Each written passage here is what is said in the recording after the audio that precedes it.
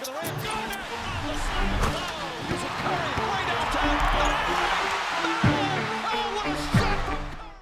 The Denver Nuggets currently are attempting to do something NBA teams are historically bad at: defend their title. Even as you've watched the first round, you saw those were a very close 5 games, and who knows what would have happened if the Lakers won last night. In any case, there are literally a million and one reasons why a team might not be able to just get back up the very next year and go win again. So as I'm trying to exclusively get playoff content off over the next few months, I want to go through some teams who were knocked off the top in a particular year, whether they had already repeated and were trying to three-peat, or they were trying to repeat. And as the Denver Nuggets are doing so right now, you can catch them or any of the other teams still active with the SeatGeek app.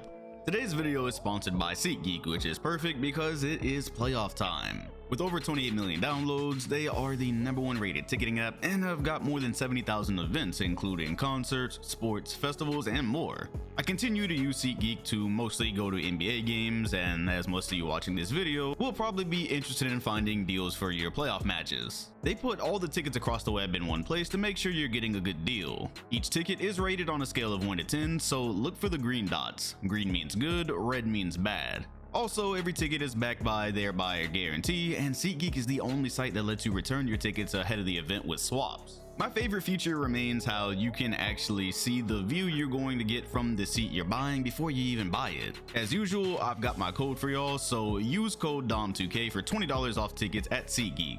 That's $20 off your first purchase with promo code DOM2K.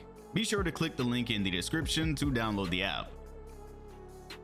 The 2003 Los Angeles Lakers are particularly interesting because they provided our only modern look at a team potentially staring down 4 straight titles. In a normal world, you just assume there's no pathway for it. Playing so late into the year for 3 straight seasons, contracts, egos, teams fall apart for less than what Shaq and Kobe were going through at the time. Yet, that's just it. Having those two on a roster meant anything was possible, as together they were the most dominant force the league had ever witnessed. Not to mention it was taking place in a time where teams emerging from the East were routinely easy pickings. So, scale the West and the banner could go ahead with printing. Unfortunately for La La Land, Shaq liked to do things his way, and in summer 2002, he chose to delay surgery while declaring he'd, quote, heal on company time. I'm sure you're familiar with the event by now. Stubbornness aside, he posted a dominant season for the 67 games he appeared in. It was just one of many issues boiling under the pot. Kobe was also employed by Phil Jackson to carry the offense, only later to be told he needed to dial it back in effort to reintegrate O'Neal, which Bean wasn't all too happy about. None of it prevented the unit from reaching 50 wins, only the mark placed them 5th in the West with no home court advantage potentially until the finals. This provided no issue against Minnesota, but then the Spurs showed up housing repeat MVP Tim Duncan on his first run with Ginobili and Parker. Through 4 matches, the home team emerged victorious each time, setting up an all-important Game 5, which as usual would likely decide the series. If you've seen my Spurs video, you already know the defensive respect being paid to Kobe left a struggling Robert Horry wide open for a 3 that was halfway down. Lakers lose by 2. Oh, and by struggling, I do mean struggling. The miss brought almost Big Shot Bob to 0 of 6 from 3 on the night, where he ultimately finished 0 of 18 on the series. Yes, even hitting 1-3 the entire time would have been enough for LA to take a 3-2 lead back home, where they presumably close out and head to the conference finals. Then, all that stand between them and a 4-peat would be Nash and Dirk's Mavs, followed by a rematch with New Jersey. Yeah, it took numerous mishaps for the 2003 Lakers to fail their title defense, and as you probably understand now, they were more than capable even with the issues. Honestly, the 2012 Mavs were cooked from the jump. After executing one of the greatest playoff runs of all time, Dirk admits he didn't quite know what was next. He'd gone through years of failure, fighting for relevance in an extreme conference, and overcoming a Heat team with ridiculous star power. He'd simply exhaled a bit after finally reaching his goal. The even bigger issue was thought to be management's decision concerning Tyson Chandler.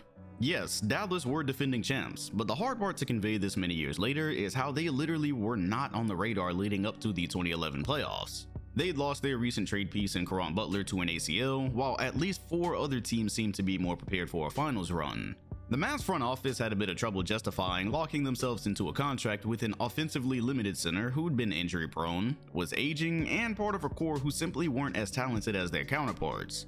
Also consider their title summer was during the lockout where financial rules would change, with a couple other names such as Dwight Howard poised to be moving in the market very soon. Long story short, paying too much for Chandler was seen as a move possibly dooming themselves long term, so Dallas worked out a sign and trade deal sending him to New York.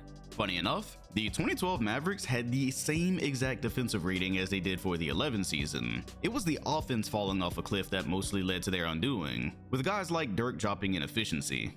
Not to mention all of Peja Stojakovic, JJ Barea, and Deshaun Stevenson moved on. So although the story has been long told how a defending champion refused to pay one of its most important pieces leading to its downfall, I don't personally believe Tyson Chandler was the difference between an offensively doomed defending champion going out in the first round to OKC. I'd go as far as to say an exact copy of the 2011 team brought over to 2012 doesn't end up beating OKC, Miami, or even the Spurs. People forget that specific Mavs core had been trying to get over the hump for quite some time by then. Dallas merely qualified for 8th in the standings and became one of the few defending champions to ever be swept out of the first round. By 2011, Phil Jackson was known for winning his titles in threes. However, by this point, the Lakers had already been to 3 straight finals, enduring grueling series along the way against squads such as the Spurs, Thunder, Nuggets. They'd truly been through it all every single year. Despite the gauntlet, coming into the three-peat attempt, they'd been fully expected to once again reach the finals at minimum, mostly to at long last face LeBron, who now had a worthy team by his side. Finishing with an identical record to 2010, they seem poised to do the thing again. Only, you've got to consider the mileage associated with playing till June every year. Then both Kobe and Gasol having participated in the Olympics back in 08, guys were getting a bit older, and as usually happens to long-standing winners, the clock was ticking. Losing 2 games to the Hornets was probably the first sign, while the Mavs, who were only just warming up, awaited in the semis. Setting the tone, Los Angeles would take a 16-point lead by the third quarter, more or less expectedly trouncing a roster nobody believed in to begin with. Remember, Dallas had made a habit of simply losing to more talented teams ever since their only finals appearance years ago. Here, out of nowhere, they turned it on to reclaim momentum and squeeze out a 2-point Game 1 upset on the road. All downhill for the champs from there. Kobe went on to shoot poorly, Gasol got outscored for the series by Andrew Bynum, and they dropped another lead in Game 3 after having lost both home games. It all set up one of the worst eliminations in sports history, as Dallas handed down a near 40-point masterclass, with Bynum just going out sad to end it all. A 3-time conference champion defending 2 titles was swept before the conference finals by a lower seed. If you're wondering how crazy it was to live through and just how much of a surprise Dallas really was, here are the expert picks going into the semifinals, and here are the picks for their run as a whole. Yeah, watching LA take 3 after 3 to the face on their way out is an unforgettable experience for all involved. Speaking of which, Dallas shot 46% from 3 compared to 19.7% by the Lakers. Very deserving sweep. Seeing as I just did a Miami video, I was looking for any way to not include the 07 Heat here, but they simply got one of the worst title defenses of all time, and I didn't really go all the way in as they were part of a much larger video.